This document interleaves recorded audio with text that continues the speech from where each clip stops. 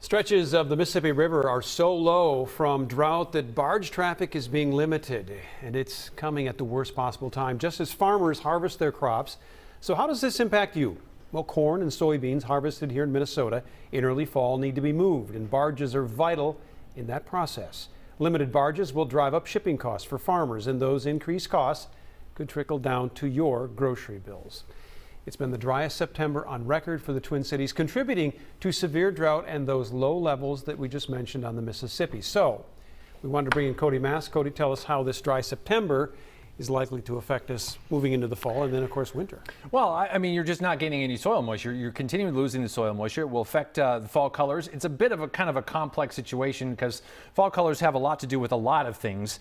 But check out just how dry our September has been. Driest on record. We won't get another drop either tonight or through the day tomorrow. 23 hundredths at MSP Airport. That's been it.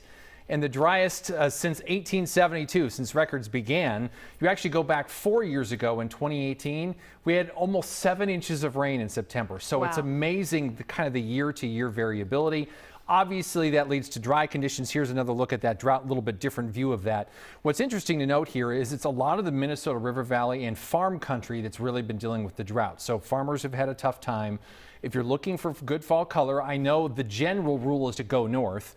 But you really want to go north this year because they've had above average rainfall up along the North Shore and close to the Canadian border in International Falls and kind of the Gunflint Trail area. Colors are starting to peak now. For the Twin Cities, there will still be color, but when you get into a dry summer, you take away some of the color in the fall. So there's going to be a lot of, we'll call it maroons and kind of some dull browns, and things may just kind of switch to brown as opposed to going to yellow or red. So just keep that in mind. A drought, though, in September can actually be a good thing if you had a wet summer. So this is why I'm especially saying, hey, go to Duluth, like get up north, because they had a very wet summer up there, and then a dry September actually forces the colors to linger a little bit longer. There's a lot of science process behind that, but we're just not going to see a lot, unfortunately, in central Minnesota, so head north. Yeah, good excuse to make a weekend of it. There you go, and it's got to be generally either this weekend or next weekend, because we get past next weekend, the colors are generally winding down. Okay.